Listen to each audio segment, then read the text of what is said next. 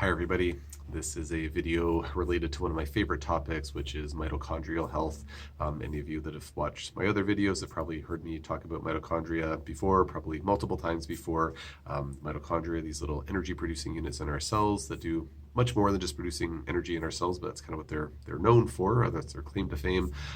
They're just critically important for our overall health, our longevity.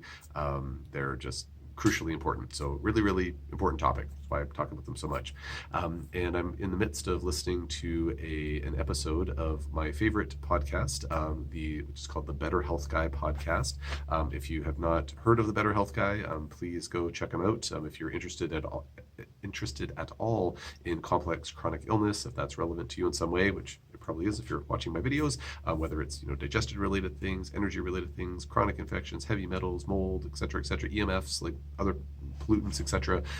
He's up to about, I think, 170 episodes now. I'm listening to episode 168, and anyways, it's a fantastic podcast. Can't recommend it highly enough. And in episode 168, Scott, the Better Health Guy, is interviewing another person that I admire a lot, Ari Whitten, Ari, I can't recall now off the top of my head. Anyways, Mr. Whitten, who is a health coach, and he's been in the kind of complementary alternative health field for, I think he said in the interview, like 26 years or something like that.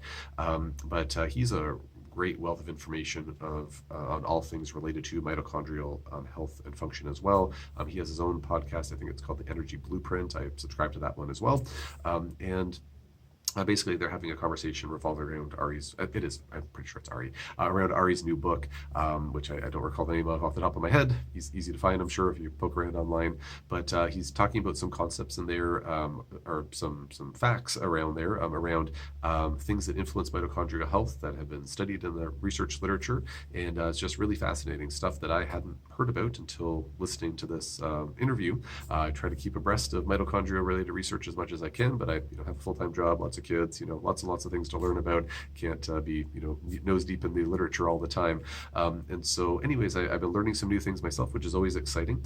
And one of the things he is talking about kind of shortly out of the gate in the interview is the impact of sleep regulation, of optimal sleep on mitochondrial health. And that's not a totally new concept to me, but he just kind of summarizes it in a really nice, succinct way. And I'm looking at my own lifestyle, like I try to keep the blue light down to a minimum in general in my life, try to keep the lighting low when it's dark outside, try to make sure we're using like dimmer light or a non fluorescent lights and things like that, trying to keep like kind of more kind of orangey toned lights, if you will.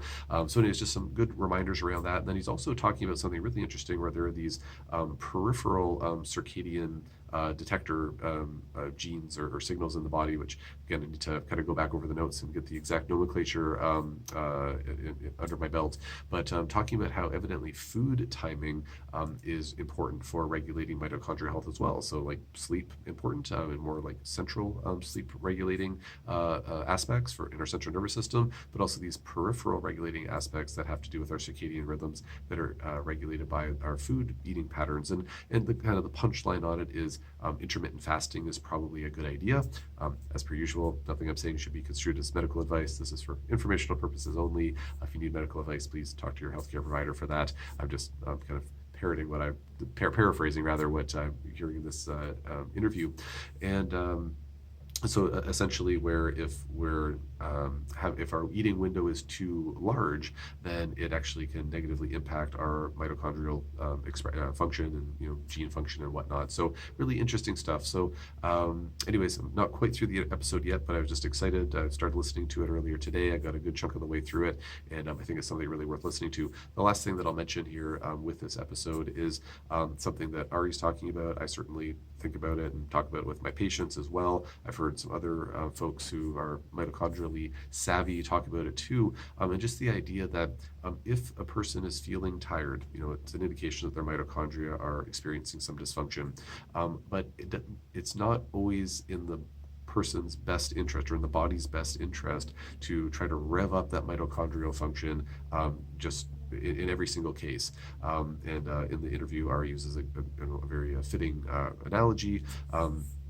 and basically talking about how, if there's like a war zone going outside, you probably don't want to be going about your daily activities. You don't want to be out and about, buying groceries, doing your yard work, that kind of thing. You're going to be hunkering down and trying to survive. And essentially, when the mitochondria are shutting down or going into kind of like a low energy mode, because there are a lot of hostilities afoot, whether it's toxins or viruses or infections or whatever happens, emotional stress, trauma, things like that, then it may not be always the best idea to try to rev up the function of the mitochondria. And that's something I've certainly seen in my own patients. I talk about how comprehensively supporting the mitochondria can be very important to bump up energy and this and that.